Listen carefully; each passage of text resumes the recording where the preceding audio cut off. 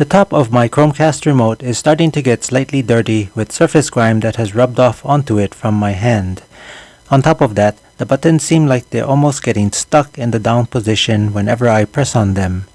I'll be giving this remote a complete cleaning on the outside and inside next.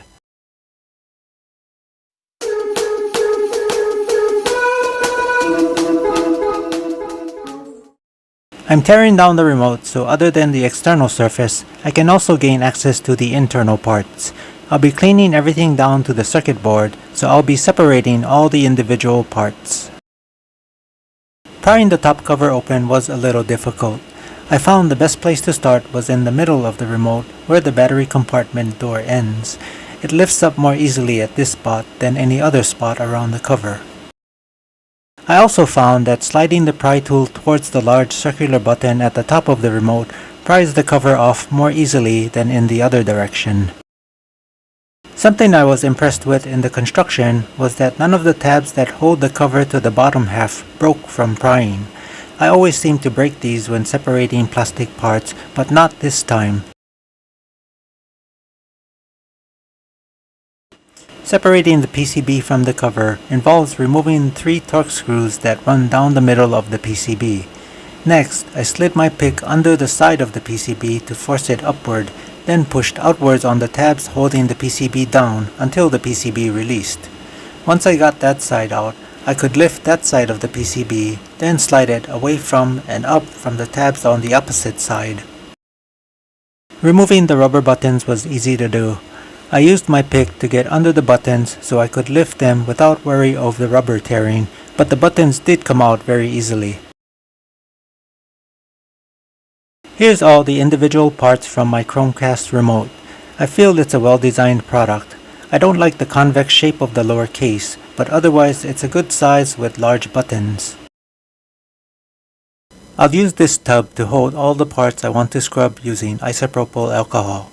I initially wanted to also scrub down the circuit board with isopropyl alcohol, but I didn't want it to cause the tape to come off, so I'll skip cleaning the circuit board.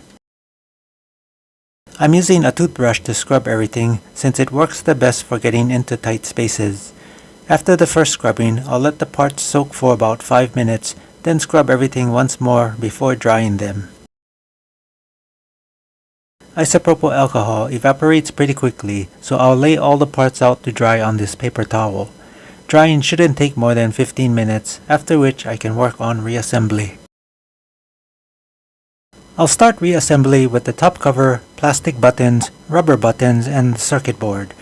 This reassembly gave me a bit of trouble, because even though the parts were meant to go in place a specific way thanks to a lot of alignment standoffs and tabs, they did not just snap into place as easily as I thought they should. The circuit board gave me the most trouble. I didn't want to press it into place too hard for fear of damaging something, but it seemed like the kind of part I could just snap into the side tabs that would hold it in place once it got over the little hump. Similar to how the circuit board was removed, I had to slide one side of the circuit board in under the side tabs, then while pressing the opposite side down into its tabs, push the tabs slightly open so the board could get past the little hump. I did not clean the circuit board with isopropyl alcohol, but I did want to clean some of the contacts with deoxit. I put a drop on each of the battery terminals and scrubbed them as much as possible with a toothbrush. I then put a drop on each of the volume buttons and pressed the button multiple times, trying to get the deoxit to protrude into the housing through the opening. I wiped off any excess deoxit from the battery terminals and volume buttons. The 3 Torx screws secured the circuit board to the top cover, and all of that was basically 90% of the reassembly. The only thing left is to press the bottom cover into place, but for now, I'll hold off on that till I can test the remote to be sure everything is working properly. I'll do the testing and finish pressing the bottom cover on off camera, but that should be it for the reassembly.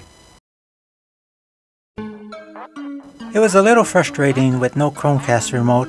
I tried using the remote from the Google TV app, and although it works, it's gotta be the most terrible remote app I've come across. It keeps disconnecting, probably about 15 to 20 times every 30 minutes. It's really bad. I was so glad to get my Chromecast remote reassembled and back to new condition.